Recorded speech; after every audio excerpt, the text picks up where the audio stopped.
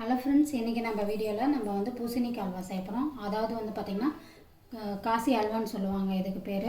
இப்போ அந்த அல்வா தான் நம்ம செய்ய போகிறோம். அதை எப்படி செய்யலான்றதை பார்க்கலாமா? வாங்க பார்த்துடலாம். இப்போ நான் இந்த பூசணிக்காய் வந்து பார்த்திங்கன்னா நம்ம கேரட் சீவோம் பார்த்திங்களா, அது போல் நான் வந்து சீவி எடுத்து வச்சுருக்கேன். இது வந்து நம்ம வந்து மெஷரிங் கப்பில் தான் நம்ம வந்து அளந்துக்க போகிறோம். இப்போ இந்த மெஷரிங் கப்பில் நம்ம எத்தனை கப்பு வருது அப்படின்றத நம்ம அளந்து எடுத்துக்குவோம். தண்ணியோடு தான் நான் அளந்துக்க போகிறேன்.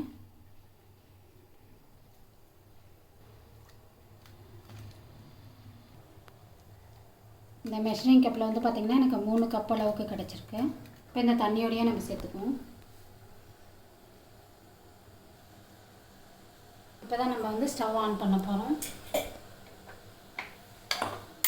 இப்போ ஸ்டவ் ஆன் பண்ணி பார்த்திங்கன்னா இந்த தண்ணி வந்து நல்லா வற்றி வரணும். இந்த தண்ணி நல்லா வற்றிட்டு அந்த பூசணிக்காய் வந்து இதுலேயே அந்த தண்ணியிலே வந்து நல்லா வெந்து வரணும். அந்த வெந்து வந்த வாட்டி தான் நம்ம வந்து அதுக்கு மேலே நம்ம என்னென்ன சேர்க்கணும் அப்படின்றத நான் இந்த வீடியோவில் சொல்கிறேன். பாருங்கள், நடுவில் வந்து பார்த்திங்கன்னா நல்லா அந்த தண்ணி வந்து ட்ரை ஆகிற மாதிரி கலந்து கொடுத்துக்கோங்க.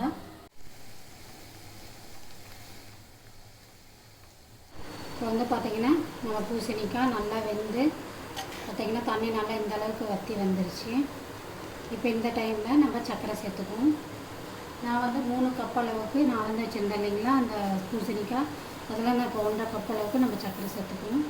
சர்க்கரை வந்து பார்த்திங்கன்னா நல்லா கரைஞ்சி நல்லா அந்த தண்ணி விட்டு வரும். அதுவுமே நல்லா வந்து பார்த்திங்கன்னா அந்த தண்ணியெல்லாம் நல்லா சுண்டி வரணும். இப்போது நம்ம சர்க்கரையெல்லாம் வந்து பார்த்திங்கன்னா நல்லா கரைஞ்சி நல்லா அல்வா பதத்துக்கு வந்துருச்சு. இந்த டைமில் நான் வந்து பார்த்திங்கன்னா நான் ஃபுட் கலர் கொஞ்சமாக நான் சேர்த்துக்க போகிறேன். உங்கள்கிட்ட ஃபுட் கலர் இல்லைனாலும் பரவாயில்ல, குங்குமப்பூ கூட சேர்த்துக்கோங்க.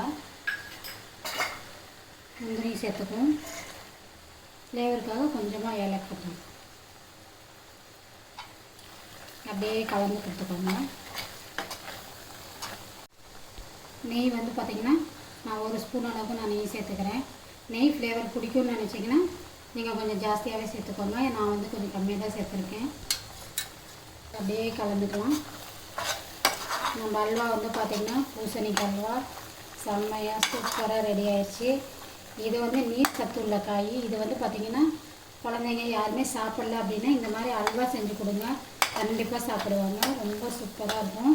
இதை போல் செஞ்சு பார்த்துட்டு எனக்கு மறக்காமல் நம்மளோட சேனலை கமெண்ட் பண்ணுங்கள். பார்த்திங்கன்னா அல்வா பார்த்திங்கன்னா சூப்பராக நம்ம கடாயில் ஒட்டாமல் சூப்பராக அடையாச்சு. இதாங்க பதம். நம்ம கரண்டியில் வந்து பார்த்திங்கன்னா எடுத்திங்கன்னா அப்படியே ஒட்டாமல் வருது பாருங்கள். இதுதாங்க பதம். அவ்வளோதான். நம்ம ஸ்டவ் அணைச்சிட்டு நம்ம வந்து வேறு பாத்திரத்துக்கு மாற்றிடணும்.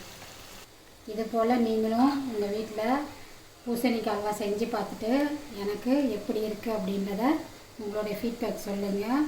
நல்லா இருந்துச்சு அப்படின்னா எனக்கு மறக்காமல் நம்மளுடைய சேனலை லைக் பண்ணிக்கோங்க, ஷேர் பண்ணிக்கோங்க, சேனலை சப்ஸ்கிரைப் பண்ணி வச்சுக்கோங்க. தேங்க்யூ.